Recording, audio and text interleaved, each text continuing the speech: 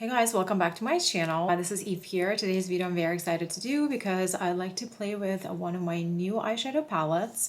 This is the Mini Gold eyeshadow palette by Natasha Denona. I recently picked it up from Sephora VIB sale. I'm really excited to get it tested and create a beautiful look. If you like makeup review videos and specifically eyeshadow palettes, give this video a like. And without any further ado, let's get into the application. As you guys can see, I have a full face of makeup already, and of course I will have all the products linked for you in the description box. I'm doing a full face wear test of a One Size Beauty. A lot of those products were just recently launched. This palette has been on my wish list for some time, and I decided to add this to my cart this past event. This is Natasha Denona Mini Gold palette. It does have earthy greens and gold tones. This is the outside packaging, size in the same packaging as other mini palettes from Natasha Denona. Let's go ahead and do the swatches of this palette.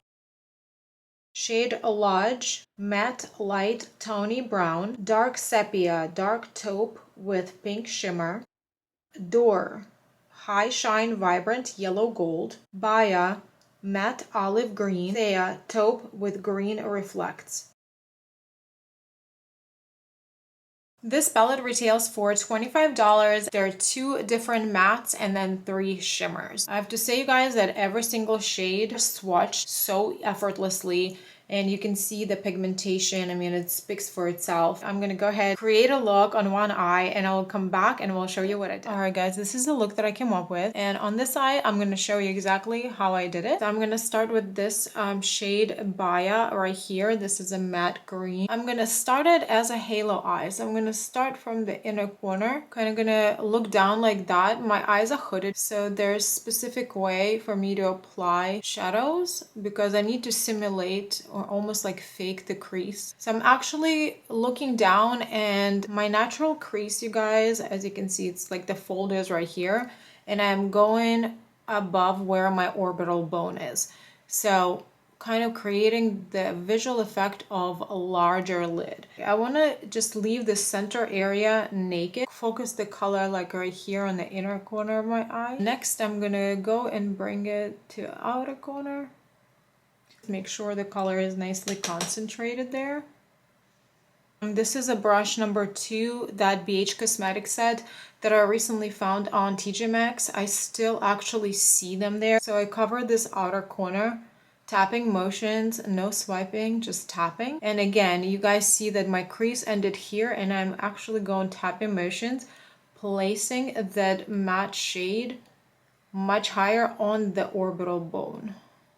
I'm gonna leave it at this for now. Color actually is really beautiful. It's that olivey army green. It does have a slight yellow undertone in it. Packed really nicely. There's no patchiness, anything like that. I'm really pleased with this matte. The next thing I'm gonna do is I'm actually gonna take this fluffy brush. This is a Morphe M513 brush, and I'm gonna go into a light matte shade called Lodge. Pick up the color gently, tap off the excess color, and just start blending the color right here, right above the green, back and forth, wiping motions like that, blending it right above the crease, above the orbital bone, creating that nice transition. I want to tell you guys, so on here on my eye, I do have some type of divot here. I don't know where it came from. It's just kind of how my eye is. A lot of times the eyeshadow layers very unevenly here, so it's not the eyeshadow's fault, it's not the brush's fault. A lot of times you would see like inconsistency of color there, which I try to find the ways to make it work still, but a lot of times it's just how it is, and I have to just leave it at that. So today might be one of those days. I don't know if it's going to be a good day or it's not going to be a good day, so we will see. So I continue blending it right above, a little bit into the green and right above, just to make this transition really nice and soft. The next thing I'm gonna do, I'm actually gonna move onto my lower lid, and I'm again gonna go into this lighter matte shade. I'm using the brush from one of the Sigma palettes. It's a really nice double-sided brush. Applying it everywhere on the lower lid like that. from the inner corner to the outer corner, connecting this portion. This matte shade builds up pretty nicely and it's much deeper than it looks in the pan. There is a small amount of kickback when I pick up the shadow with a brush from the pan, but when I apply the matte on my eyes, there's no fallout, which is really, really nice. And I'm going back into this matte shade and I'm gonna place it again on the lower lid like this, deepening up that under eye, giving it a really nice smudge and mixing those two colors together. And I'm gonna clean up my smudging brush and I'm gonna go into this shade Dark Sepia. This is a metallic shade and almost has like a golden shimmer in it. And I'm gonna tap this into my lower lash line like that. I want this to have a little bit of a sparkle. I'm actually gonna go in this shade Anthea. This is also a metallic shade, using this type of brush, a smoky eyes brush from Essence, a really good quality brushes. They don't have a lot of brushes, but they are really good quality. And I'm gonna actually start layering it right over here with the tapping motions.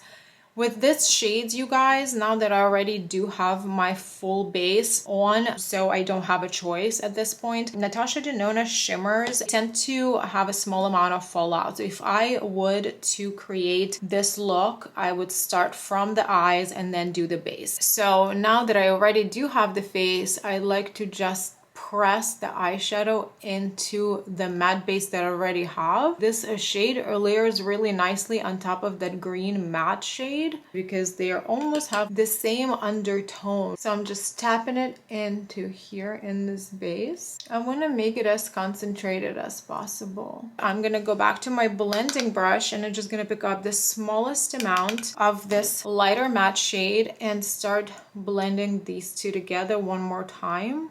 Now we want to blend these two colors together really nicely so there is a smooth transition. Hold your blending brushes very further out to the end of the brush so you apply minimal pressure under my eye. Just make sure everything is like softly blended. And now I'm moving to a different brush. So this is a small shadow brush by Ulta Beauty. I'm going into this shade Dark Sepia one more time. Again, very lightly, and I'm gonna deepen up this corner. Also going to extend it a little bit further out. I just want this outer corner to be a little bit more smoky. Now I think the depth is good at what I wanted.